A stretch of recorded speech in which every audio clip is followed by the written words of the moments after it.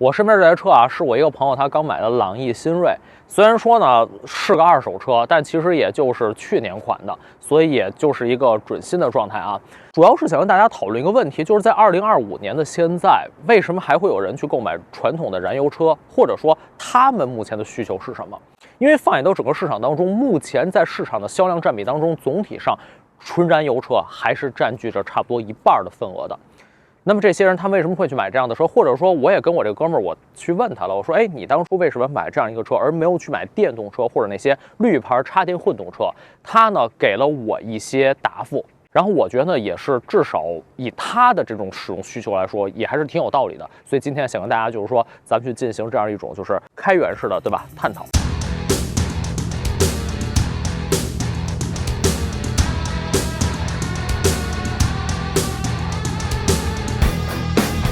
关于这辆车本身，其实我觉得实在没有什么太多可测的啊。简单，咱们1分钟把它的产品力说完。大概呢，就是虽然叫朗逸新锐，但它其实跟之前老朗逸之间在这种平台架构上好像还不完全一样。就说它本身吧，总体来讲 1.5 自然吸气配一个爱信的6AT， 这个变速箱全域的锁止率还是比较高的，因此比较省油。城市高速两工况基本上100公里也就是5升多油，挺省油的。但是动力性确实都比较捉急啊，基本上反正也就是一个接近13秒破百的水平，动力确实不怎么能释放出去。刹车的话呢，中规中矩，100刹停38米多。上赛道的话，其实操控极限还可以，底盘我觉得调的还挺中性的，但主要就是还是碍于这个动力本身啊，反而拖了后腿，所以超过1分10秒的这个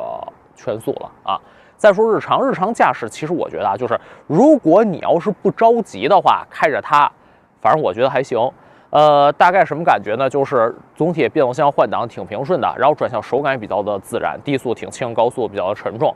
然后其他方面，反正滤震性的话，作为这样的 A 级车来说，我觉得也还可以，挺超我预期的。隔音性就一般了啊，加上动力总成这种震动，确实就一般了。车内空间反正正常坐4个人甚至是5个人情况，加上后备箱，反正满足一般的家庭实用吧，我觉得还行，大概就这样的水平。目前这样的车卖多少钱呢？大概6、7万块钱。怎么讲呢？就是确实在目前咱们中国的汽车的市场格局之下，我觉得啊，如果你要是纯聊产品力、性价比的话，它现在肯定是已经不如自主品牌的那些同级别的插电混动车了，这是一定的，毋庸置疑的，对吧？而且那些插电混动车，因为本身目前还有购置税减免，所以说或者以及说吧，可能在有些地区差异化这种更高的补贴的额度，所以说肯定是占据着更高的性价比维度的。那么为什么现在还有人买这种传统燃油车？我觉得其实更多的啊，不仅仅是或者说不是看中这辆车它本身的产品力了，而更多其实是在用车理念层面选择购买这种合资品牌的燃油车。下面就跟大家分享一下，就是我这个朋友他为什么买这个车啊？他的理由其实相当清晰的，所有维度几乎都考虑上了。第一点就是这辆车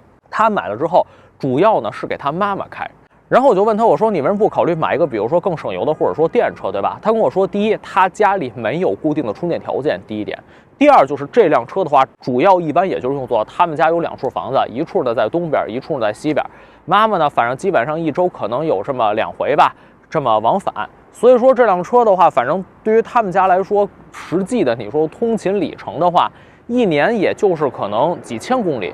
他说，在这几千公里这么低的基础里程之内，其实到底说是用油还是用电，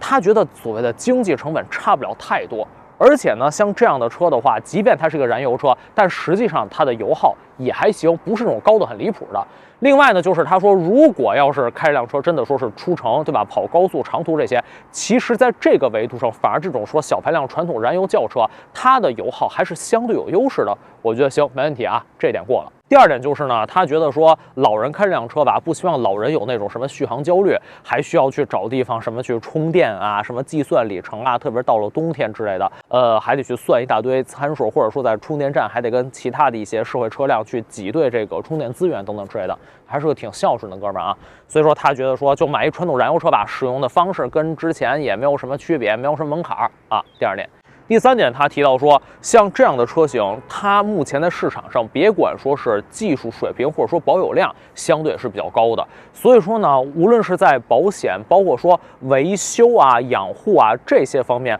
后市场也是比较成熟的。他觉得，如果比如这辆车真出现什么问题的话，可能他妈妈开这个车的话，相对来说也是比较好修，配件比较好找。另外呢，以下是他主观的评论啊，不代表我的观点。他觉得说像这样的车，其实保值率可能是相对来说还有一定优势。他给出的理由是说什么？因为现在确实也是目前许多这种新时代的车型啊，它更新迭代速度太快了。所以说，虽然一边让消费者可以始终以更低的价格买到更新更好的产品，但确实就是对于你已经买了的既有用户来说，可能这辆车也许保值率就不会那么高。像这样的传统燃油车呢，保值率固然跟前几年的时候还是不能比的，因为它的新车的原始价格也是不断下压了。但他反正那话，他原话就说，这车现在都已经便宜到这个份儿上了，就算说它这个残值未来它赔到没。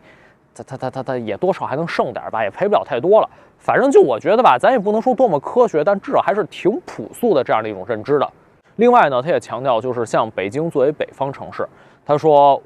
比如说北京的冬天，或者说在一些比如说更加寒冷的一些相对恶劣地区吧，反而开这种传统燃油车，它确实就不像是一些温暖的这种说补能条件好地区似的，这种新时代电动车带给它的这种优势会更大。此外，他还提到了一点，就是现在的许多新时代的这些智能化的汽车呢，虽然可能说它的功能非常的发达完善，包括说这种智能化界面看着也很炫，但是啊，他说对于老年人来讲，其实使用那些功能反而有一些门槛儿。这个呢是智舱层面，包括他说智驾层面也是，他说别说智驾了，说他妈妈日常连巡航都不用，主要就是以城市通勤嘛。所以说加上那些很复杂的什么智驾呀，什么 L2、L 几的那些加辅助，其实对于老人来说也是多余过剩的。所以就这么一个挺简单、挺简洁的界面，其实老人用起来反而门槛比较低。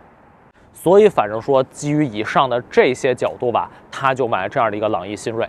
买了朗逸新锐之后，我问他说：“那家里边开着怎么样？”他说：“反正他妈妈的评价还挺好的。第一就是总体上是个好开的车，反正你想他妈妈日常在市区当中代步，对吧？也不需要那么强动力。这个时候13秒破百，其实你说够不够？够了。而且路上，对吧？哪怕以北京交通来说，路上99%的实际交通情况，你会发现，比如13秒了，23秒的车的破百动力性都用不着，大家基本上在路上都是龟速如行为主。作为一个不怎么追求极限的这种说动力啊、激烈驾驶这方面的中老年女性来讲，我觉得啊，反正这样的车型，反正称职够格也就差不多了。所以呢，我听完他的这些解释之后，我觉得还是其实思路挺清晰的。然后我呢也是，反正祝他吧这辆车的话之后用车顺利。这个呢，就是我的这个朋友，他在北京啊，给他妈妈买这么一个朗逸新锐的故事。所以说，接下来我也希望就是跟大家咱们去进行一些探讨啊，就是无论你是买燃油车、买插混车，还是买增程车，包括说是电动车，以及说不同这种说品牌选择方向，挺希望啊听到大家把你们选车的这种故事呢，告诉大家，分享在评论当中。比如说你当初为什么买这个车，你的考虑、你的需求是什么等等，这一切。反正不管怎么说吧，这辆车别管说是烧油的、烧电的，还是油电都烧，或者其他什么能源结构，反正一辆车呢，它带给家庭更多的是提升出行品质，带来一种幸福感的选择。所以我觉得，无论是说能源方式，或者说这辆车的品类、品牌等等之类的，其实只要是理性的选择到最适合自己的产品，那么我觉得就最好了。